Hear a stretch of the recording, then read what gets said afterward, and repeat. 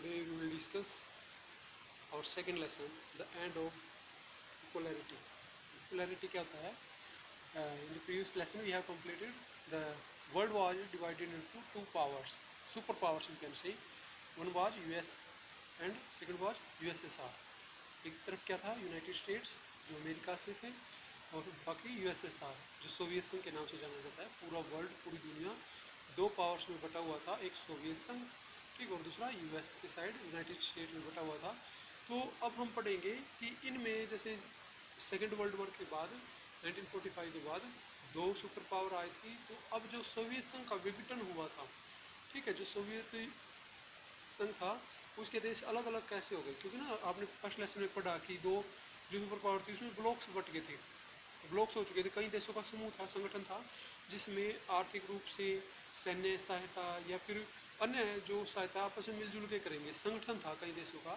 लेकिन उसको बोलते हैं बिपोलैरिटी, एंड ऑफ बिपोलैरिटी. किस तरीके से फिर इसका विघटन होना शुरू हो गया था उसके बारे में पढ़ेंगे हम सेकेंड लेसन में. अब यहाँ से स्टार्ट करते हैं. The Berlin wall. बर्लिन कहाँ पे है? जर्मनी में, ठीक है. Which had been built at the height of the cold war and was its greatest symbol. जो कोल्ड वॉर की को दर्शाता है, कोल्ड वॉर को दर्शाता था, ऊंचाइयों को छूता था.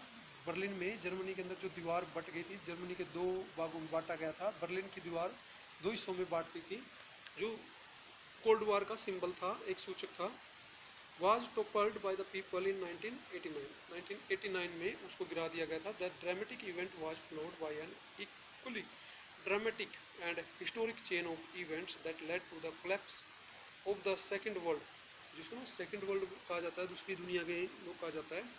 तो लोगों ने ड्रामेटिक वे से इसको गिराया गया था लोगों द्वारा, to the collapse of the second world and the end of the cold war. Cold war को बंद करने के लिए Germany divided after the second world war. Germany दो भागों में बांट दी थी जर्मनी को, ठीक. सेकेंड वर्ल्ड वॉर के बाद वाज यूनिफाइड, अब वो एक हो चुका था, one after another, the 8 east European countries that were part of the Soviet block. जो 8 यूरोपियन देश थे जो किसके अंडर में आते थे? 8 यूरोपियन देश सोवियत संघ के समूह में आते थे. रिप्लेस्ड दियर कम्युनिस्ट गवर्नमेंट. जो वहाँ रूल चलते थे, जैसे आपको बताया था, जो यूएस के साइड थे, जो अमेरिका के साइड जो भी देश थे, वो कौन से थे? कैपिटलिस्ट. जो रसिया के समर्थक थे, जो यूएसएसआर के अंदर आते थे, वो क्या थे? सोशलिस्ट. उसमें क्या करते थे? 90% जो भी काम किया जाता था वो गवर्नमेंट द्वारा किया जाता था. कैपिटलिस्ट किसको मानते हैं? प्राइवेटाइजेशन को, ठीक है. तो वहाँ पे कैपिटलिस्ट है और रसिया की साइड सोशलिस्ट था कि सब कुछ गवर्नमेंट द्वारा किया जाता है, वो उसके समर्थक थे. तो जो 8 देश थे यूरोप के, उन्होंने अपनी पॉलिसी बदल ली in response to mass demonstration. लोगों के जन समूह द्वारा बदला गया.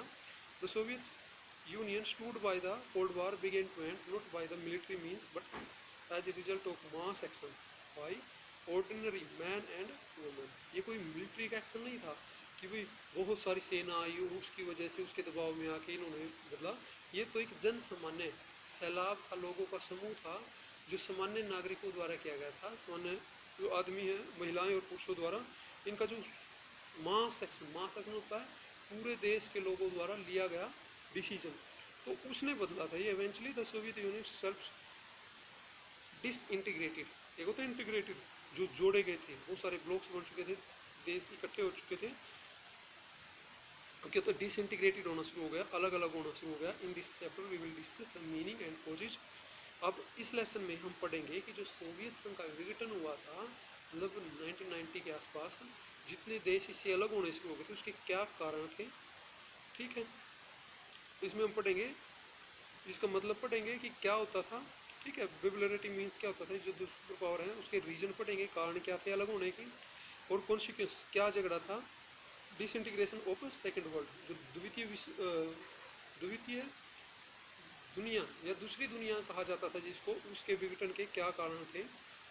We discuss the meaning, causes and consequence of disintegration of the second world war. We also discuss what happened to the part of the world after the collapse of communist regimes and how India related to these countries now.